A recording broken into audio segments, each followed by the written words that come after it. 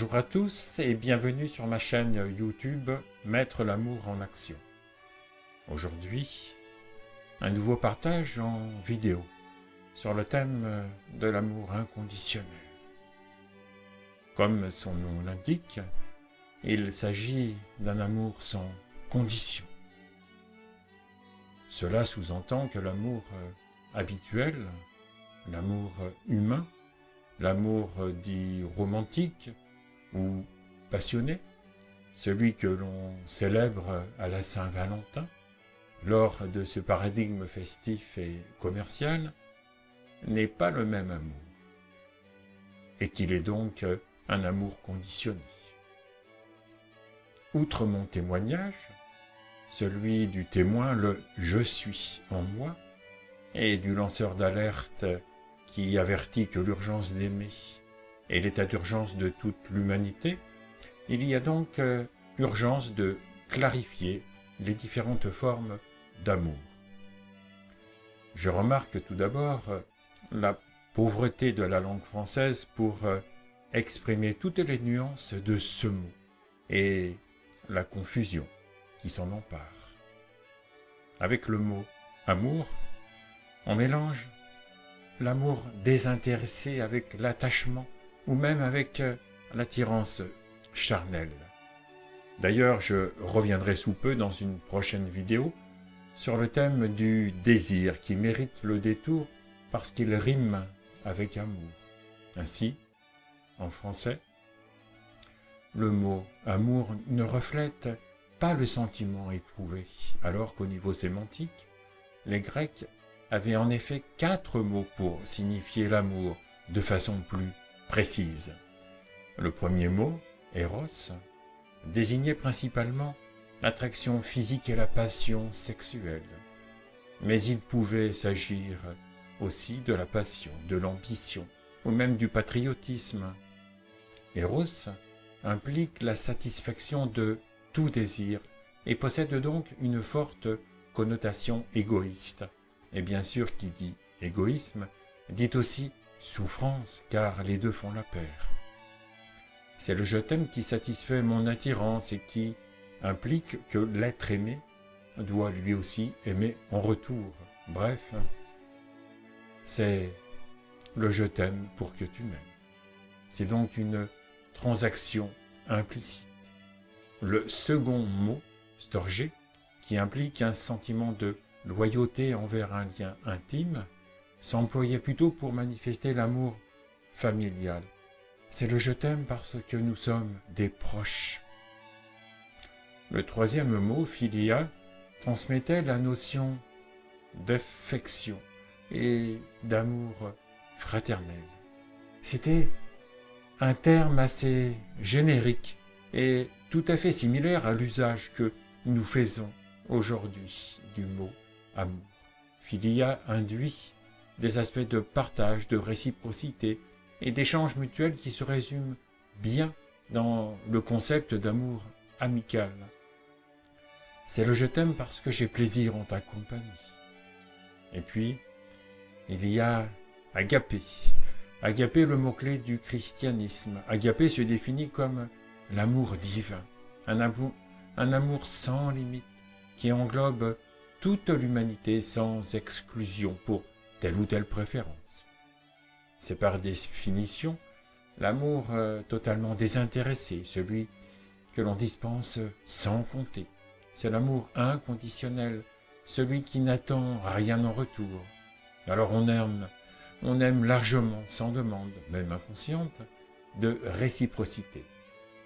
C'est l'amour aussi pour ses ennemis. C'est simplement dire « je t'aime » sans condition, sans cause, ni même attente. C'est l'amour vrai, authentique, celui que l'on peut enfin donner quand on n'a plus besoin d'être aimé soi-même, car trop souvent on aime pour être aimé. D'une force infinie, cet amour-là console de tout et pardonne de tout. Au vu de ces définitions, comme une sphère en expansion infinie, j'observe que l'amour grandit à mesure qu'il inclut de plus en plus, tout en devenant de moins en moins égoïste. On passe donc du proche pour aller vers le lointain. On aime sa passion, son conjoint, ses enfants, puis ses amis ou ses relations, pour ensuite aimer plus largement la famille humaine, la nature, la planète, et pour enfin se fondre dans la source d'amour inconditionnel. Cette source dont nous sommes un fragment incarné, cette source à l'origine du processus de vie. On se détache donc de l'intérêt personnel pour se fondre en quelque sorte dans l'intérêt général, l'intérêt universel. C'est une libération de l'attachement. Pour approfondir la notion d'attachement, qu'on traduit culturellement par amour, considérons celui-ci comme ayant deux aspects, un aspect positif et un aspect négatif. Il s'agit en fait des deux pôles de l'attachement, l'attraction d'un côté et l'aversion ou la répulsion de l'autre. Bref, d'une part, ce que l'on aime et d'autre part, ce que l'on n'aime pas, rejette ou même repousse. C'est comme un écran de cinéma, un écran qui voudrait participer au film quand celui-ci lui plaît et lui tourner le dos lorsque le film lui déplaît. Dans cette image, on peut donc convenir que l'écran de cinéma joue le rôle du témoin, cette pure présence, quand il n'est pas soumis à un quelconque attachement. C'est l'équanimité, synonyme d'égalité d'humeur et de détachement. L'attachement tisse donc ses liens sur le socle de l'identité, de l'identification aux préférences et aux dégoûts. Pour se définir en société, il est communément admis d'égrener des caractéristiques, celles qui nous personnalisent à travers les filtres de nos attractions et de nos répulsions. Cela est même totalement légitimé dès l'enfance, où la question clé que l'on pose aux enfants est « Qu'est-ce que tu aimes ?» Il y a même une autre question clé qui façonne aussi le monde de l'enfance et que les parents posent à longueur de journée. C'est « Qu'est-ce que tu veux ?» Ainsi, la volonté et le désir seront l'occasion d'un prochain partage vidéo. Toutes les préférences s'attachent donc à celui qui s'en empare. Cette appropriation, celle de la personnalité de survie, l'ego, qui comme un prédateur cherche donc à posséder pour se donner l'impression d'exister à travers la propriété. Au premier plan, celle de son identité que l'on protège avec toutes ses digues et ses remparts défensifs, mais qui ferment le cœur au courant de vie, ce ruissellement d'amour qui inonde pourtant toute la création et façonne les particules élémentaires de la matière. Alors, si imaginer un monde sans possession peut sembler facile pour certains, pour d'autres, cela semble hors de portée. On nous relate parfois que s'il y a des liens qui attachent, eh bien, il y a aussi des liens qui libèrent. Personnellement, je serais plus radical en la matière. S'attacher ne rend pas libre, mais contribue à s'exiler de son être intérieur, à fuir sa capacité de percevoir et de ressentir. C'est exclure ce qui est tel que c'est de son champ perceptif. Donc, dans cette incapacité d'accueillir le moment présent tel qu'il se présente, c'est se fermer au domaine de toute possibilité. C'est se bannir de l'amour inconditionnel, l'amour sans condition, qui lui accueille inconditionnellement tout ce qui se présente. Ainsi, faire du lien, c'est bien souvent combler une frustration, un manque, c'est vouloir assouvir ses attentes, se justifier, c'est utiliser l'autre dans une transaction relationnelle, c'est jouer inconsciemment avec le triangle dramatique de Karpman, là où victime, bourreau et sauveteur s'affrontent dans ce jeu psychologique. En fait, nous cherchons ce que nous sommes déjà en essence, et donc derrière tous nos désirs, en filigrane de nos attentes, se trouve le désir absolu de la source, cet absolu désir d'amour inconditionnel et de fusion, voire de surfusion dans l'unité de la vie. Ainsi, à travers les liens relationnels que culturellement nous appelons amour, chacun recherche l'amour de l'autre, à commencer par soi-même, car plus est fort le désir de se faire aimer des autres, plus est fort l'incapacité à s'aimer soi-même. En fait, pour la plupart d'entre nous, nous quémandons l'amour. N'oublions pas que la source s'est manifestée dans la matière en créant l'univers pour expérimenter l'amour, c'est-à-dire s'expérimenter elle-même. Et naturellement, pour cela, il faut être deux. La source s'est donc séparée d'elle-même afin de pouvoir s'aimer. C'est là tout le jeu de la vie. C'est aussi vertigineux comme prise de conscience. C'est pour cela qu'en filigrane, nos expériences de vie en toile de fond de tout ce que nous expérimentons derrière toutes nos intentions, conscientes ou inconscientes, il y a cette pulsion pour se faire aimer. Ainsi, tant que le travail sur soi ne permet pas de s'aimer soi-même, de se donner sa propre reconnaissance, puis de se reconnaître en tant que pure présence, nous nous comportons comme des mendiants de l'amour, où domine en nous le sentiment diffus d'être indigne d'être aimé. Cela nous met bien évidemment dans des postures et dans des circonstances de vie très inconfortables, avec toutes les injonctions que nous cultivons pour nous montrer aimables aux yeux des autres. Malgré toutes ces postures de façade que nous nous infligeons en vain, nous expérimentons quand même la souffrance. Souffrance très souvent liée à la perte et au manque, c'est-à-dire à la disparition d'un attachement. Alors nous y voilà. Dans une relation conditionnée, il y a une dualité, l'autre et moi, et donc attachement. Dans l'unité de la conscience inconditionnée, il n'y a que l'un. Ainsi, dans le détachement de l'amour possessif, quand l'addiction s'épuise, le lien relationnel de dépendance se relâche. Avec l'éveil, la transaction relationnelle s'éteint. La relation devient communion.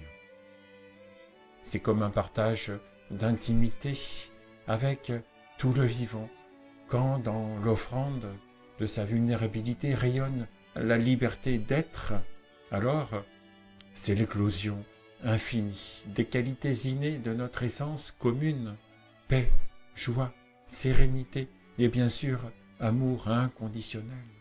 Ainsi, l'attention sublimée, c'est l'amour inconditionnel qui nous effleure enfin de sa grâce.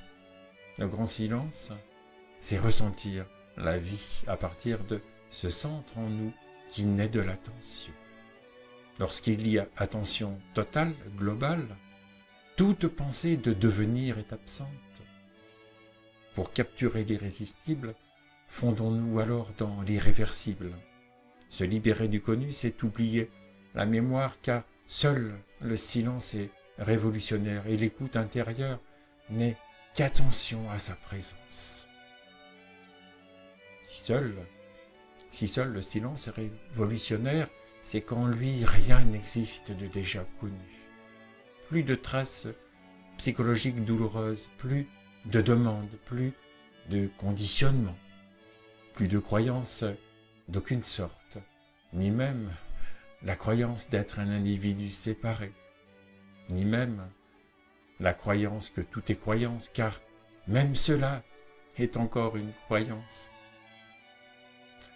Ressentir l'existence, il ne suffit que de ça, car plus l'on s'observe, plus le témoin neutre grandit et plus l'inconscient se déverse dans le conscient comme une purge. En fait, non, il ne reste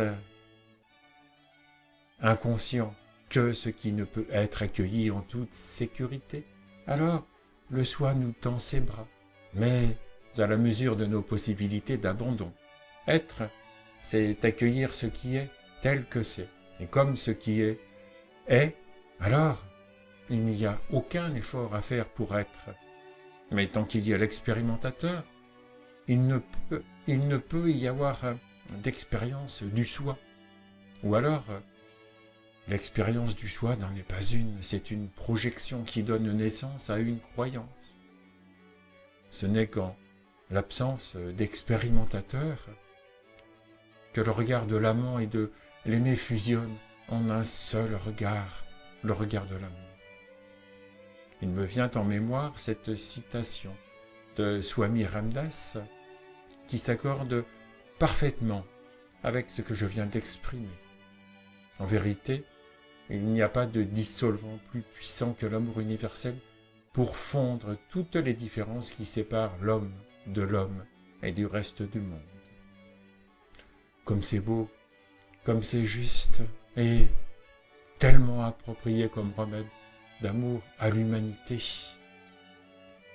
Une humanité en péril qui expérimente ses divisions, qui expérimente ses peurs projetées dans cette période si délicate, si délétère et si violente. Ainsi, notre seul engagement dans ce monde ne peut être que celui d'œuvrer à l'éclosion de l'amour universel. Alors, non, ne laissez pas dépendre votre bonheur de personne d'autre que vous. En effet, votre réalité n'a de réalité que celle que vous lui donnez. L'état naturel de la vie, c'est d'exister à partir de la sensation d'exister, ou plutôt du ressenti de l'existence en soi, comme si nous écoutions la source de vie en nous. Et lorsqu'on écoute profondément notre espace intérieur, il y a cette fusion au cœur de cette attention globale. On devient ce que l'on écoute, en fait ce que l'on aime, car l'attention est un autre mot pour désigner l'amour. On offre notre intériorité à la source, cette conscience inconditionnée que j'appelle pure présence. Alors, on permet enfin à la source de se reconnaître à travers nous, à moins que cela ne soit l'inverse. En d'autres termes, et cela est essentiel dans le lâcher-prise du processus universel qu'est l'éveil, ce n'est pas à nous de croire en Dieu, non, c'est à Dieu de croire en lui, à travers nous.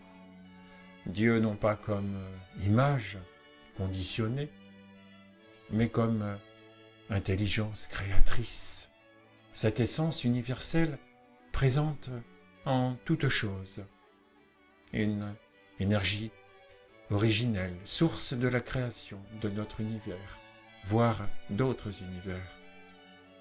Et si la source avait aussi sa source, et ainsi de suite à l'infini, cela ferait un vertige de l'amour totalement fractal, un vertige de l'amour qui ferait vibrer la paix de notre cœur quantique en émoi. Parce que la paix est un état d'être permettant l'éclosion de l'amour. Nous célébrons la paix en écoutant le silence. Nous sommes dans cette incarnation pour apprendre à aimer. Et cela commence par soi-même. Cela suppose d'unir et de remplir d'amour des parties de nous-mêmes désunies, des espaces intérieurs en souffrance. Pour cela, l'univers s'arrange ou même conspire pour que nous expérimentions les reflets de nos projections.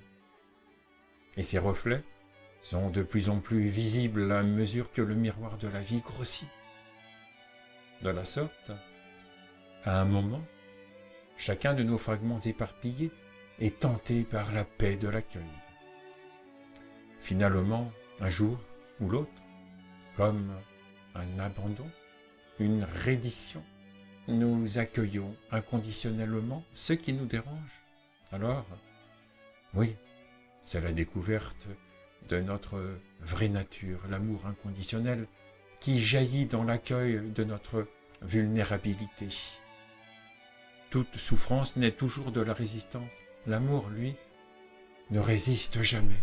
Il aime sans modération. C'est une liberté sans identité, un rien qui est tout.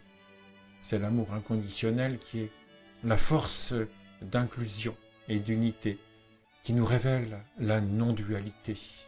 Ensuite, il y a la foi en soi, qui est juste la reconnaissance de notre essence.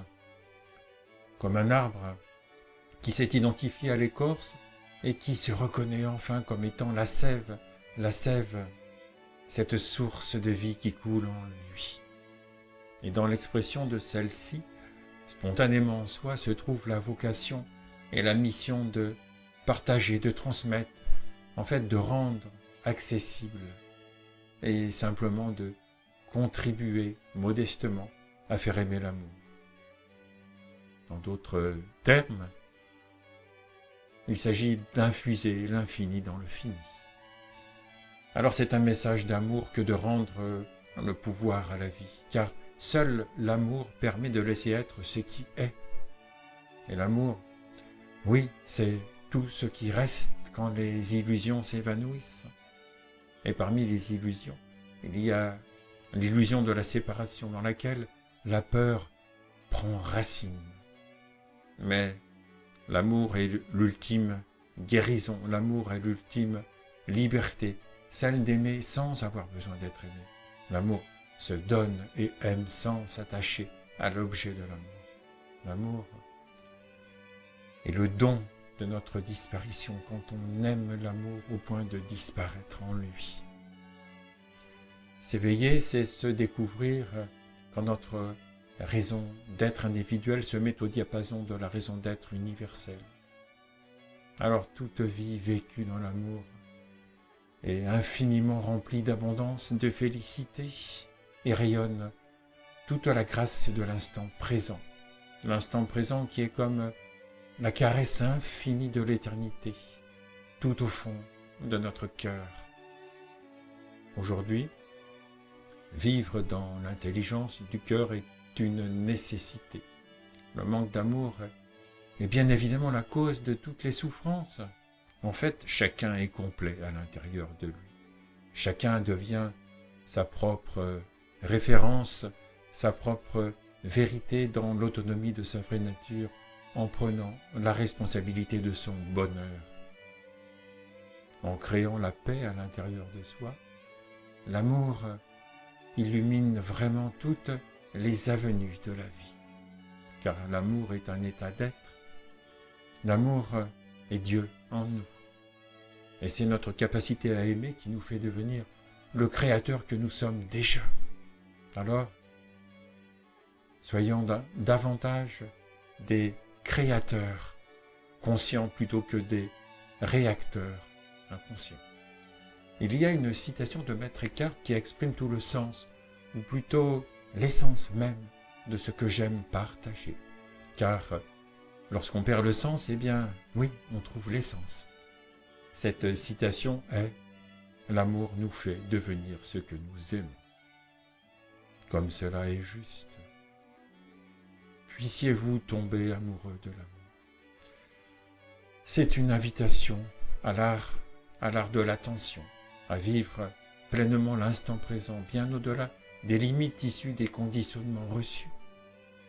Cette écoute intérieure qui ressent tout ce qu'elle accueille est amour. Et dans cette inclusion en nous de tout ce qui est perçu, chacun peut donc faire un avec en toute bienveillance et sans aucun jugement. Avec avec Mettre l'amour en action, le programme quantique et transpersonnel que je dispense bénévolement. Chacun apprend aussi à stimuler cet amour, à le ressentir complètement, à le sensoriser, à le transmettre, à le partager. Bref, chacun apprend à mettre en création le créateur qu'il est déjà. Car si l'infini existe, bien évidemment, c'est parce que vous y avez pensé, puis vous l'avez ressenti, c'est-à-dire créé. Créé en vous, avec selon chacun de vous, plus ou moins de foi, ou d'effet placebo, c'est pareil. Et c'est donc là un chemin d'autonomie qui ramène à la source en ouvrant son cœur dans la joie de la paix.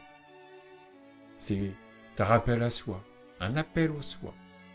J'aimerais lancer un appel à témoins, aux témoins intérieurs que nous sommes tous, plus précisément dans l'investigation du ressenti, dans l'investigation de ce témoin intérieur, qui est la vie en chacun de nous.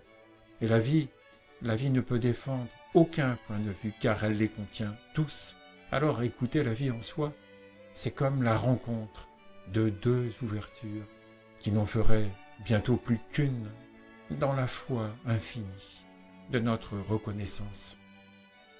Pour conclure, on peut donc dire que l'amour inconditionnel est une grâce, c'est la douceur, c'est le pardon, la compassion, la bienveillance, c'est l'accueil, la protection, l'humilité, l'ultime consolation, la suprême guérison et finalement l'abandon pour se laisser être, se laisser vivre par la vie. Aimer, c'est bien l'ultime liberté. L'amour est notre essence car tout se crée dans la causalité de cette vibration originale d'amour. Au-delà des apparences, tout n'existe que par cet amour. Depuis et même avant le Big Bang, l'amour est partout, il inclut tout, se reconnaît, s'amplifie et se réjouit. Seul l'amour existe.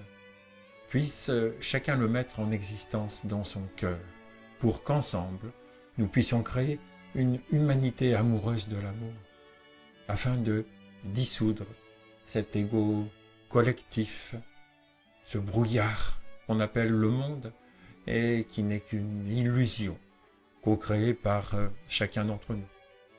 C'est donc ce qui m'anime avec le mouvement humaniste et citoyen Désir d'humanité. La vie nous demande de vivre notre reliance dans la reconnexion des énergies du renouveau.